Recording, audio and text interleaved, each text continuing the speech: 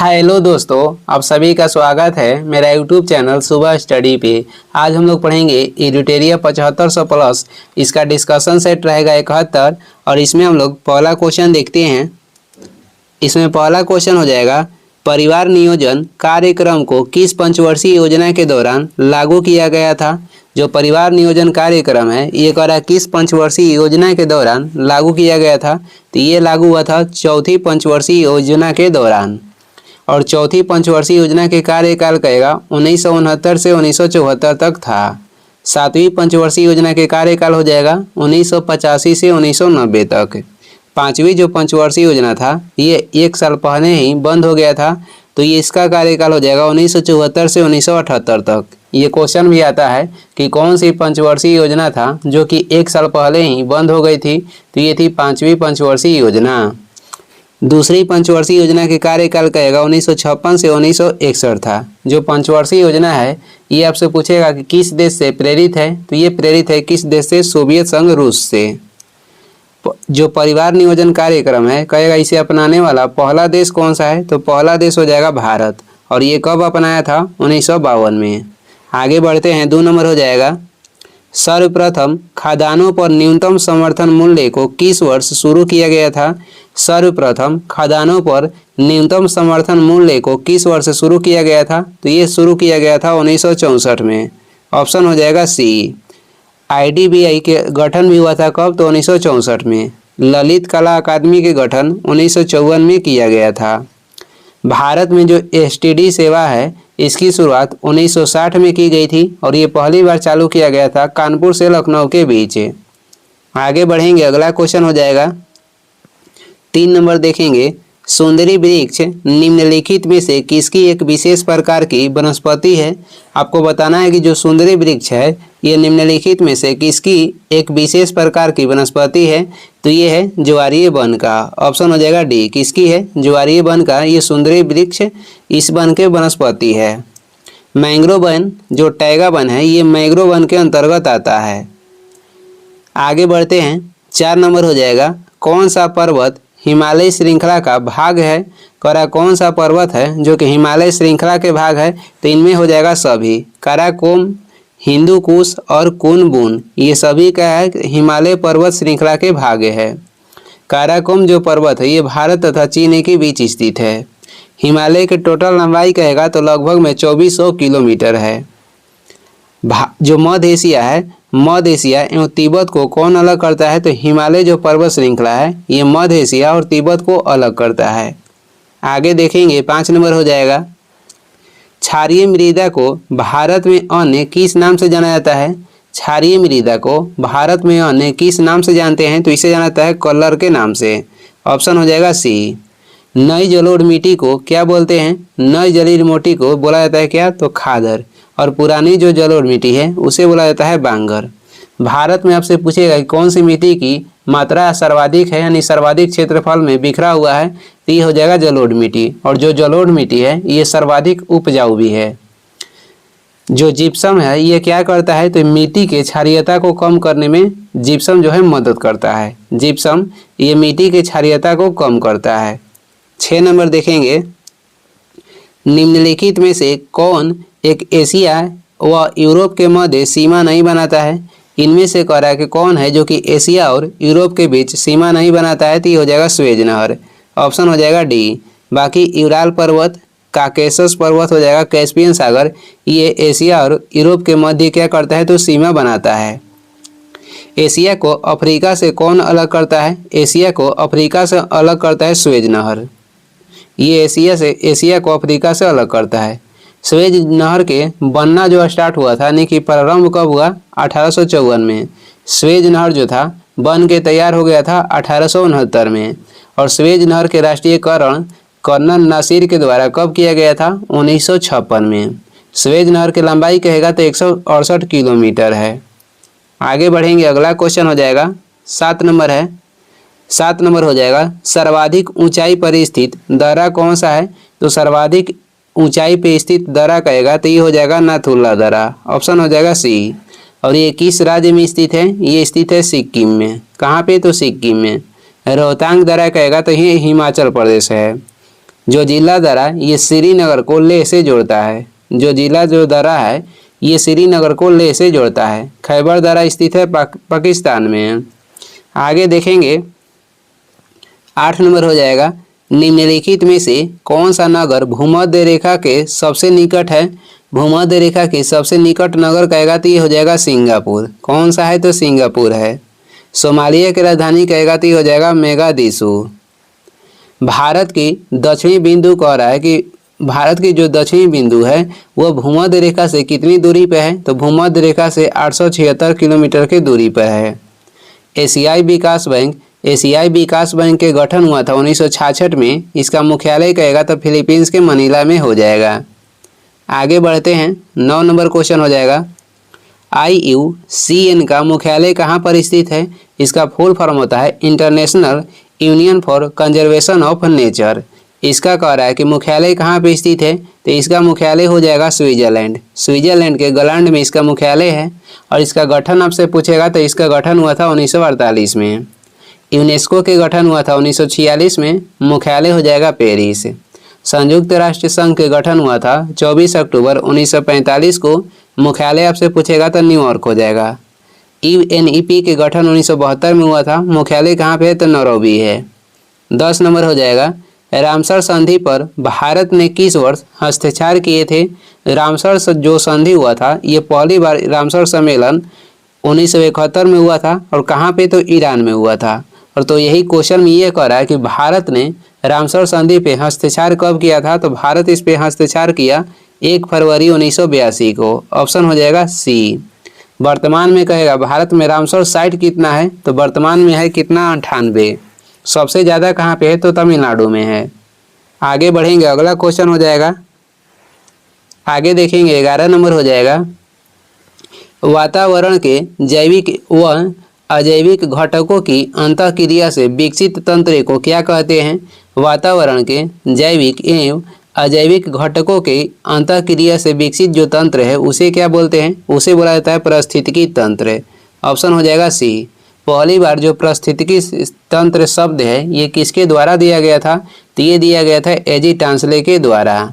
और केवल पारिस्थितिकी कहेगा शब्द के पहली बार प्रयोग किसने किया था, अर्नेस्ट हैक्कल। जैव विविधता शब्द पहली बार किसने दिया था, WG रोसेन ने दिए थे। भारत में जैव विविधता अधिनियम आपसे पूछेगा कब लाया गया था, तो 2002 अधिनियम के तहत जैव विविधता अधिनियम लाया गया था। भारत में आपसे पूछेगा कि जैव विविधता सर्वाधिक मात्रा में कहाँ पाया जाता है, पश्चिमी घाट तथा पूर्वी हिमालय में भारत में सर्वाधिक जैव विविधता पाई जाती है। 12 नंबर क्वेश्चन देख लेते हैं। 12 नंबर में है, रामसर सूची में सूचीबद्ध डिपोर झील किस राज्य में है। रामसर सूची में सूचीबद्ध है डिपोर झील और ये किस राज्य में है, तो ये असम में है। ऑप्शन हो जाएगा ए, डिपोर झील असम में है। रंगनाथीतू कहेगा ये भी सूचीबद्ध किया गया है रामसर सूची में, ये स्थित है कर्नाटक में। और नंदा झील कहाँ पे है, तो गोवा में है।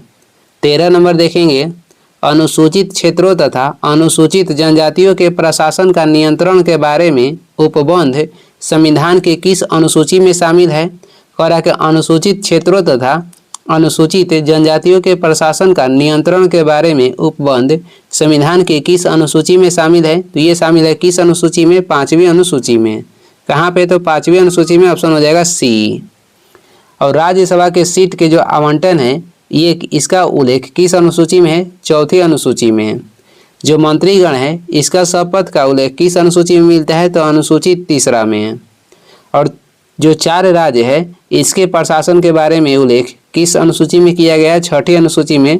और 6ठी अनुसूची के अंतर्गत किस राज्य के उल्लेख मिलता है, तो इसका टिक हो जाएगा ATM मिजोरम। ए से हो जाएगा असम, टी से त्रिपुरा, एम से हो जाएगा मेघालय और एक मिजोरम। ये जो 4 जो राज्य है इसके प्रशासन के बारे में उल्लेख 6ठी अनुसूची में किया गया है। 14 नंबर देखेंगे। 14 नंबर क्वेश्चन हो जाएगा, इसमें सूची 1 को सूची 2 के साथ सम्मिलित करना है। इधर भाग दिया गया है और इधर उस भाग में किसका उल्लेख मिलता है उसका हम मिलान करना है। मौलिक अधिकार कहेगा तो किस भाग में इसका उल्लेख किया गया है, मौलिक अधिकार का उल्लेख भाग 3 में किया गया है। मौलिक कर्तव्य कहेगा तो ये भाग 4 के क में है। निर्वाचन किस में है, तो निर्वाचन कहेगा तो ये भाग 15 में है। आपात उपबंध कहेगा तो आपात उपबंध के उल्लेख किया गया है भाग 18 में। मौलिक अधिकार हो जाएगा भाग 3 में। मौलिक कर्तव्य कहेगा तो ये हो जाएगा भाग 4 के क में। निर्वाचन आयोग के उल्लेख ये किया गया है भाग 15 में। आपात उपबंध मिलता है भाग 18 में।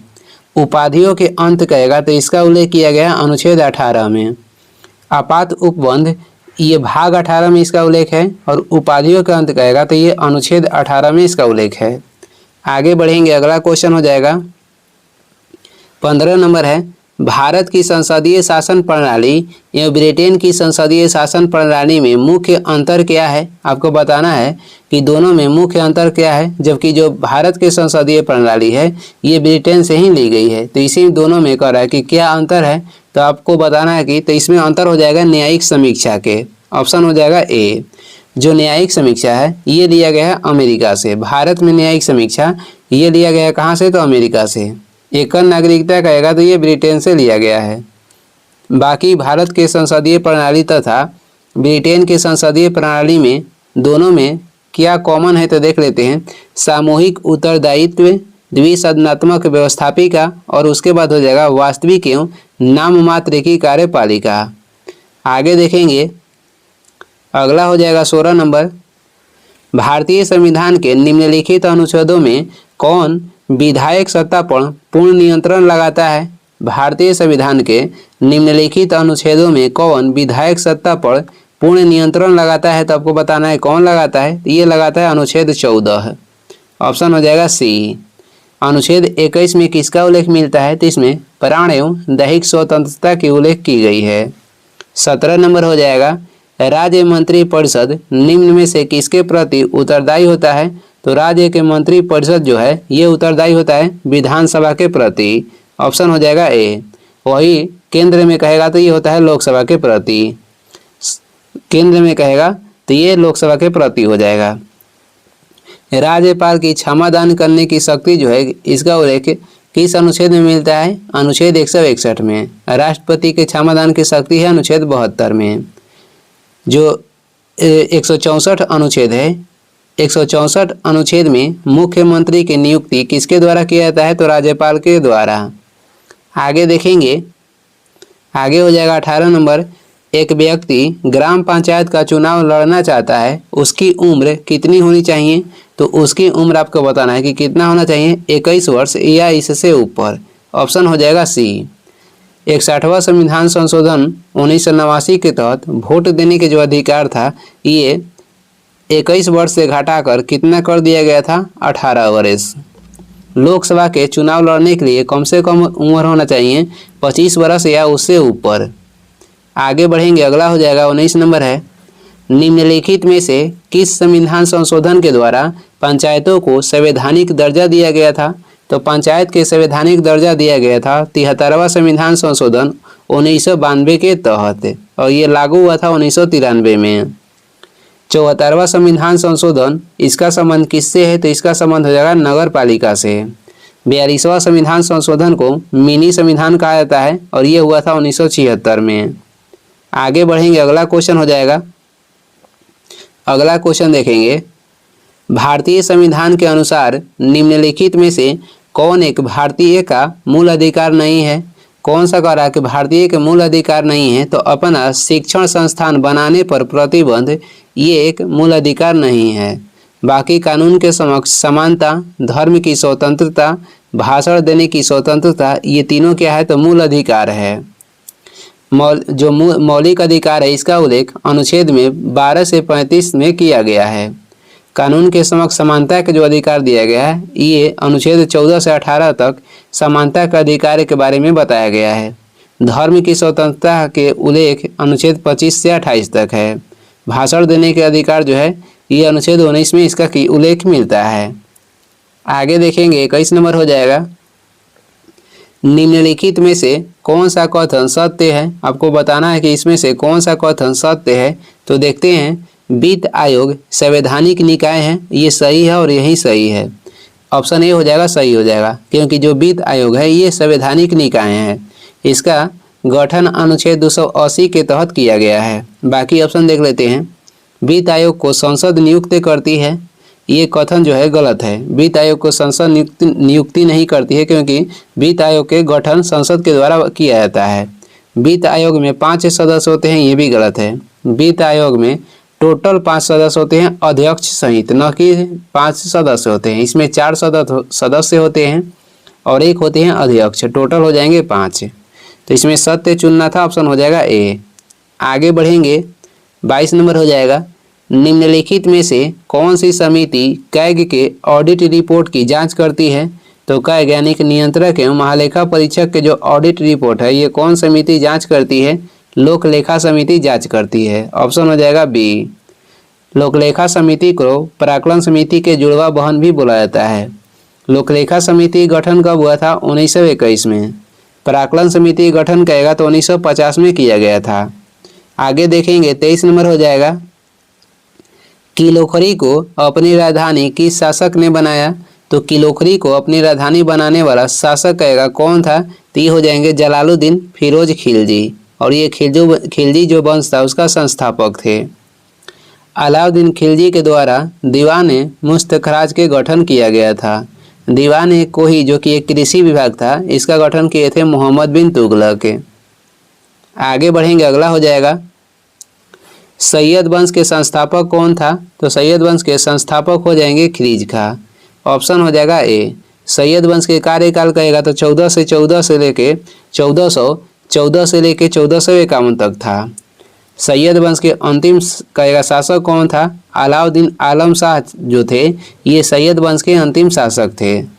25 नंबर देखेंगे, किस मुगल शासक के शासनकाल को स्थापत्य कला का स्वर्ण युग कहा जाता है? तो स्थापत्य कला का स्वर्ण युग कहा जाता है किसका शासनकाल के? शाहजहां के शासनकाल को, ऑप्शन हो जाएगा बी। शाहजहां के बचपन के नाम आपसे पूछेगा तो ये हो जाएगा खुर्रम। औरंगजेब को क्या बोला जाता था? तो जिंदा पीर के नाम से औरंगजेब को जाना जाता है। दसवंत और बसावन जो थे, दसवंत और बसावन ये किसके दरबार के चित्रकार थे? तो अकबर के दरबार में ही रहते थे। अनुवाद विभाग की स्थापना किसके द्वारा किया गया था? तो ये अकबर के द्वारा किया गया था। अकबर नगाड़ा बजाने में निपुण था और बीड़ा बजाने में निपुण कहेगा तो औरंगजेब हो जाएगा। न्याय की जंजीर कौन स्थापित किया था? तो ये किए थे जहांगीर।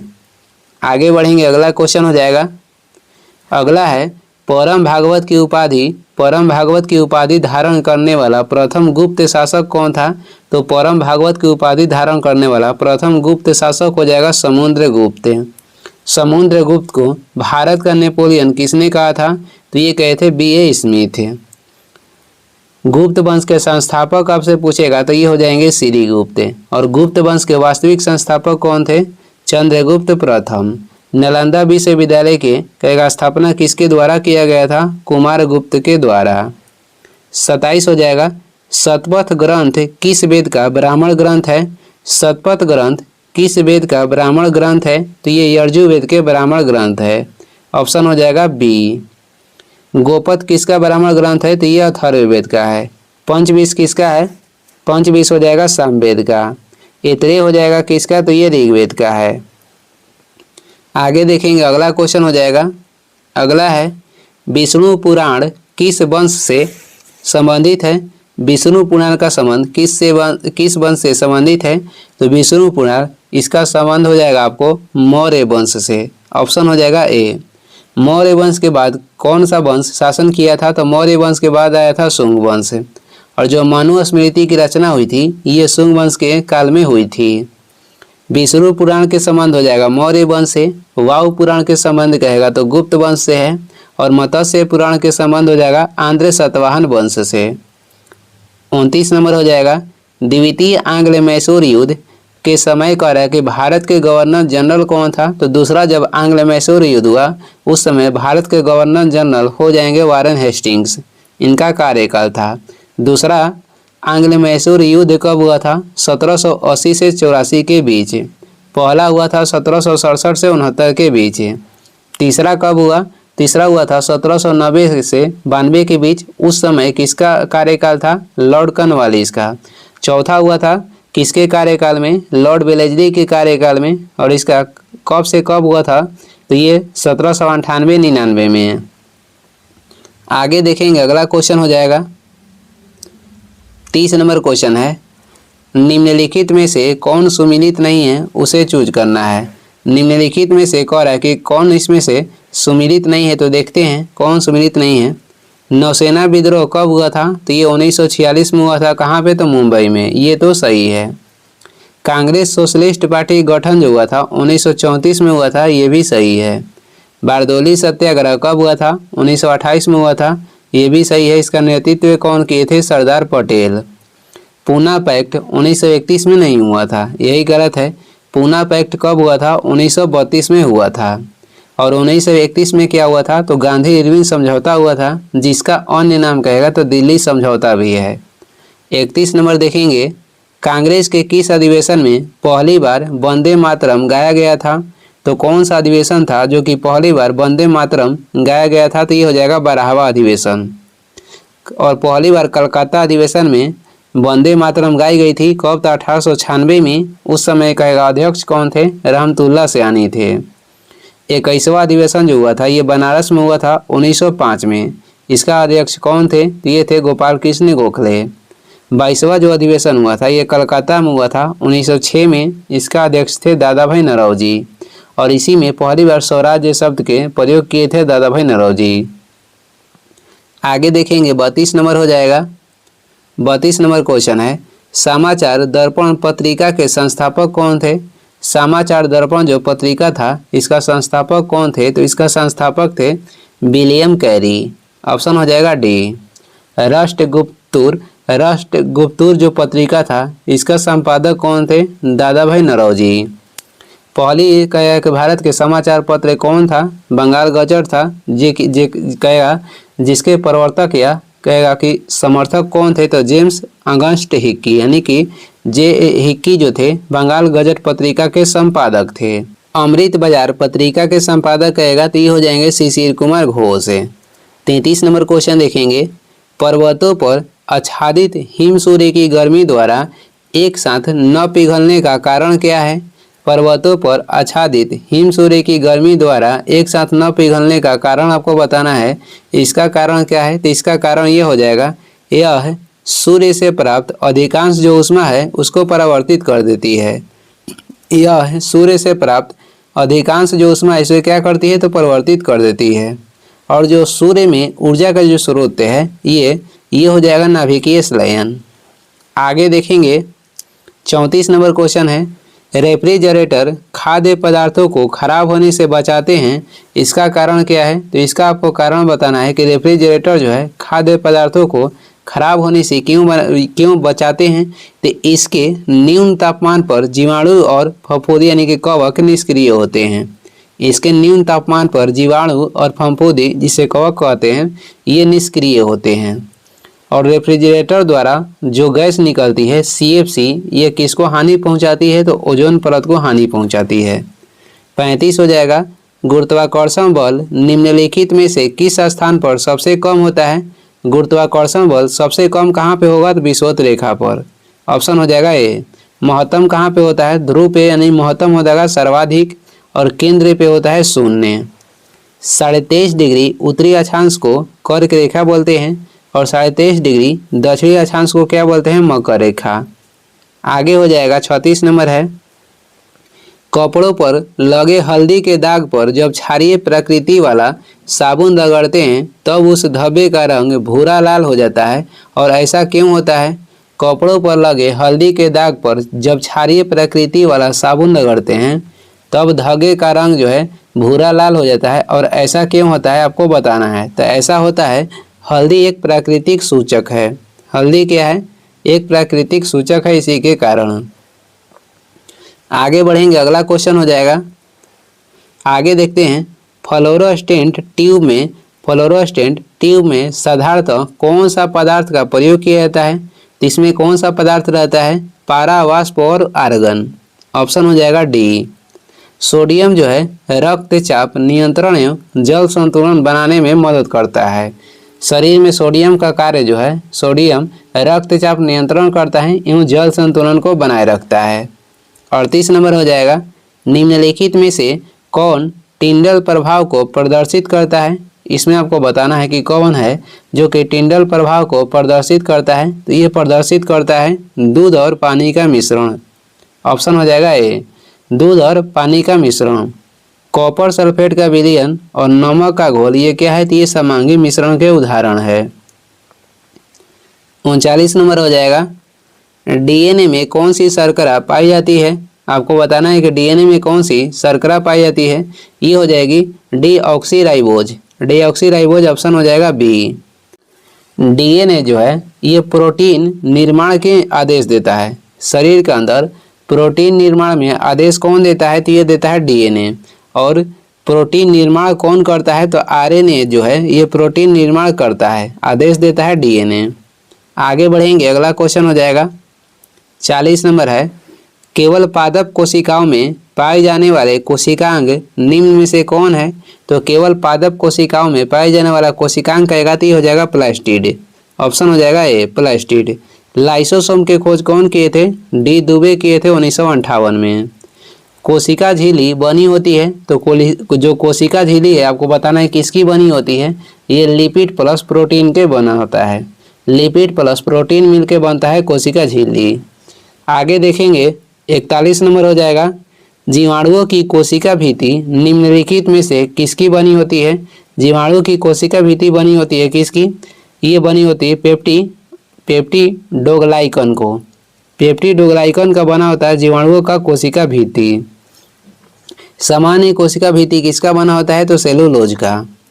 जीवन के भौतिक आधार कहेगा क्या है? तो जीवन के भौतिक आधार है जीव द्रव्य। पादप कोशिका का बाहरी आवरण किसका बना होता है? जो पादप कोशिका के बाहरी आवरण होता है उसे ही कोशिका भित्ति बोलते हैं। पादप कोशिका के जो बाहरी आवरण होता है उसे क्या बोलते हैं? कोशिका भित्ति। और ये कोशिका जो भित्ति जो है किस में पाया जाता है? तो केवल पादप कोशिकाओं में पाया जाता है। और जीवन के भौतिक आधार क्या हो जाएगा? तो जीवन के भौतिक आधार हो जाएगा जीव द्रव्य। आगे बढ़ेंगे, 42 नंबर हो जाएगा, कार्बोहाइड्रेट उपापचय को निम्नलिखित में से किसके द्वारा नियंत्रित किया जाता है? कार्बोहाइड्रेट उपापचय को निम्नलिखित में से किसके द्वारा नियंत्रित किया जाता है? तो ये किया जाता है इंसुलिन के द्वारा। ऑप्शन हो जाएगा ए। इंसुलिन जो है ये कहाँ से निकलती है? तो बीटा कोशिका से निकलती है। थायरोक्सिन जो हार्मोन है ये थायराइड ग्रंथि से स्रावित होती है। जीवन रक्षक हार्मोन किसे बोलते हैं? एड्रेनलिन हार्मोन को जीवन रक्षक हार्मोन बोला जाता है। 43 नंबर हो जाएगा, निम्नलिखित में से सबसे अधिक जंतु किस संघ में पाया जाता है? तो सबसे अधिक जंतु कहेगा किस संघ के अंतर्गत आता है? तो ये आता है आर्थ्रोपोडा संघ के अंतर्गत। ऑप्शन हो जाएगा ए। मच्छर, तेलचट्टा ये सभी आता है आर्थ्रोपोडा संघ के अंतर्गत। मोलास्का में आता है घोंघा। इकाई मोर्डेटा में कौन आता है? तो तारा मछली और ब्रिटल स्टार। आगे देखेंगे 44 नंबर हो जाएगा, मानव शरीर की सबसे बड़ी मिश्रित ग्रंथि कौन सी है? तो मानव शरीर की सबसे बड़ी मिश्रित ग्रंथि हो जाएगा अग्नाशय। ऑप्शन हो जाएगा सी।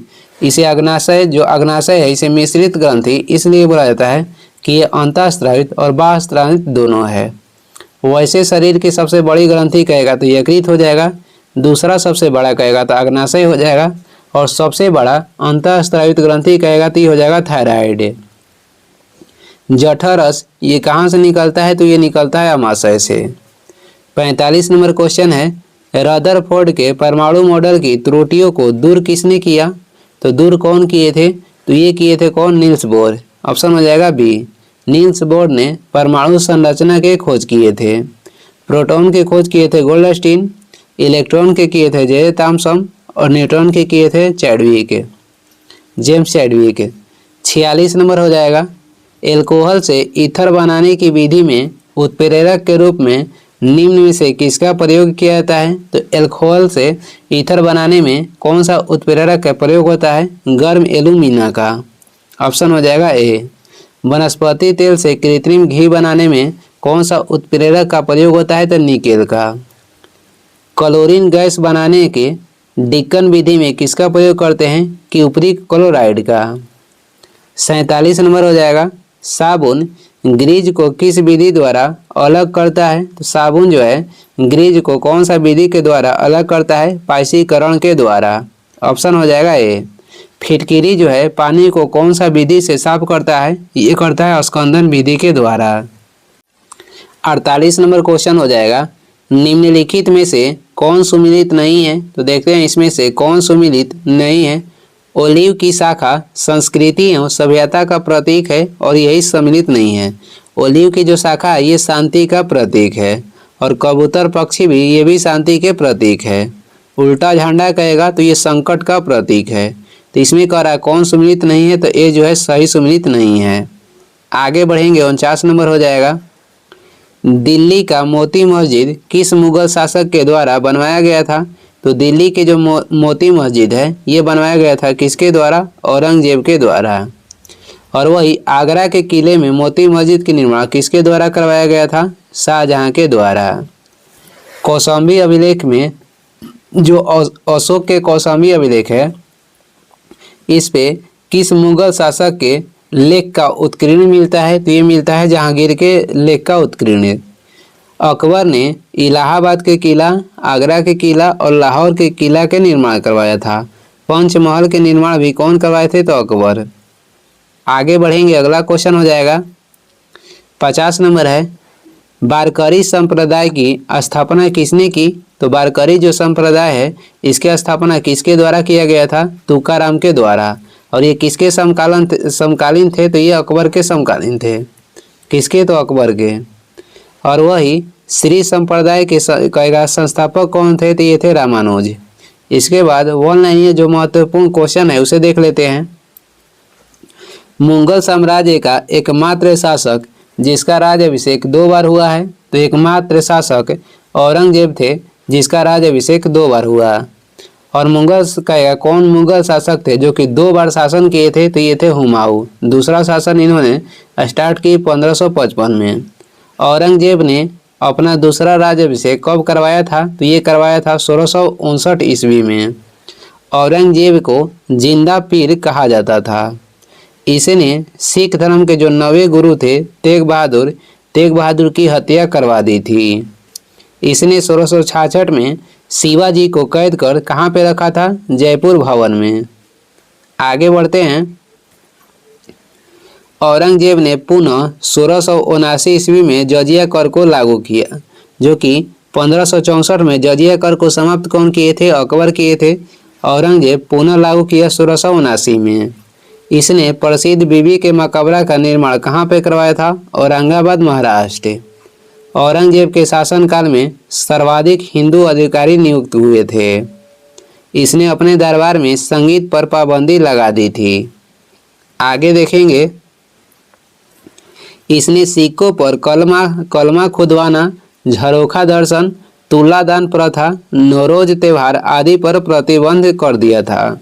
इसने सिक्कों पर कलमा खुदवाना, झरोखा दर्शन, तुलादान जो प्रथा था और नौरोज जो त्यौहार था इस सभी पर ये क्या किया था?